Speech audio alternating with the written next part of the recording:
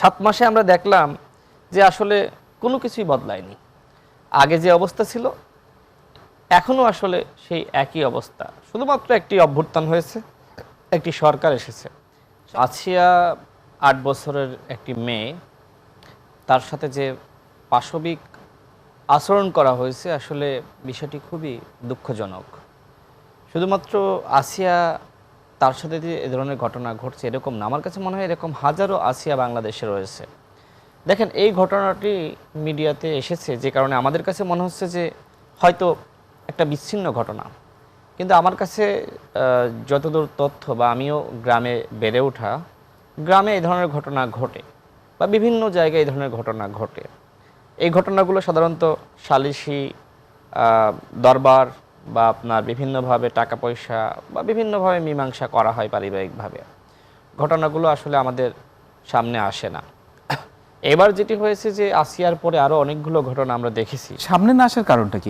এটা কারণটা হলো যে আসলে আমাদের গণমাধ্যম সব জায়গায় তো সবসময় যেতে পারে না, বা অনেক সময় একটি ঘটনা পুরাতন হয়ে গেলে সেটাকে আসলে অনেকে তো ভিকটিম অনেক সময় ভয়েও অনেক সময় হয়তো বলে না, অনেকে আবার মান সম্মানের একটা বিষয় থাকে, সে ব্যাপার চিন্তা করে সামাজিকভাবে প্রতিপন্ন হওয়ার একটা ব্যাপার থাকে, এগুলো ভেবে হয়তো অনেকে বলে না। হ্যাঁ, এক্স্যাক্টলি, এটা বলেছেন যে মান সম্মানের বিষয়টা কিন্তু বাংলাদেশে একটি বড় বিষয়, একটি ট্যাবু রয়েছে যে এই ঘটনা যদি সামনে আসে তাহলে তো আমার মেয়ের সম্মানটা নষ্ট হবে, পরবর্তীতে বিয়ে দিতে পারবো না। কিন্তু আমি রাশিদ খান আপনার সাথে একটু যুক্ত করে দিই এই জায়গাটাতেই, যে যিনি ভিকটিম তাকে কেন মান সম্মান নিয়ে চিন্তা করতে হবে, যে কিনা অপরাধী তার মান সম্মান নিয়ে চিন্তা করার কথা, কিন্তু চিন্তা করছে হচ্ছে ভিকটিম। এই জায়গাটা যদি একটু বলেন। জি, এই ট্র্যাডিশন আসলে বাংলাদেশের রয়েছে। বাংলাদেশের কালচারটা আসলে এরকমই যে আসলে যিনি ভিকটিম হন, বিশেষ করে এই ধরনের ঘটনায়, তিনি আসলে সমাজে এক ধরনের নিগৃহীত হয়ে যান এবং নানান লাঞ্ছনার শিকার হন। তো সেই জায়গায় আসলে এই ট্র্যাডিশন বা এই কালচার আমাদের অবশ্যই পরিবর্তন করতে হবে। আসিয়ার প্রতি মানুষের যে ধরনের ভালোবাসার বহিঃপ্রকাশ আপনি দেখেছেন, শ্রদ্ধা জানাচ্ছে, আমি আশাবাদী যে আশা করি এই ধরনের অবস্থার অবশ্যই পরিবর্তন সামনে হবে। এর জন্য আমাদের অপেক্ষা করতে হবে।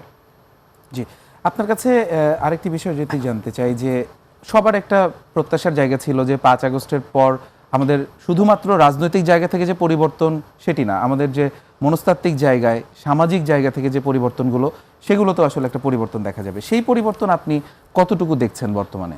দেখেন, যদি আপনি বাংলাদেশের রিফর্ম করতে চান, মানে সংস্কার করতে চান, তাহলে আমার মনে হয় যে সবার আগে আমাদের মানসিক রিফর্মটা দরকার। বাংলাদেশের মানুষের আসলে কতটুকু এই রিফর্ম নেওয়ার আসলে সেই ধরনের অবস্থা রয়েছে। আপনার সংস্কার ওই রকম হবে আপনার জনগণ যেরকম। বাংলাদেশের জনগণ আসলে কেমন, গ্রাম গঞ্জে, পাড়া মহল্লায় বা শহর কেন্দ্রিক মানুষের হয়তো কিছুটা শহরের মানুষ সচেতন, কিন্তু মফস্বলের মানুষ সচেতন না, গ্রামের মানুষ ওইভাবে আসলে কনসাস না। তো সেই জায়গায় আমার মনে হয় যে আসলে যে ধরনের প্রত্যাশা আমরা করেছিলাম যে এইবার হয়তো শেষ, এবার সমগ্র বাংলাদেশের চিত্র বদলে যাবে। 7 মাসে আমরা দেখলাম যে আসলে কোনো কিছুই বদলায়নি। আগে যে অবস্থা ছিল এখনো আসলে সেই একই অবস্থা। শুধুমাত্র একটি অভ্যুত্থান হয়েছে, একটি সরকার এসেছে।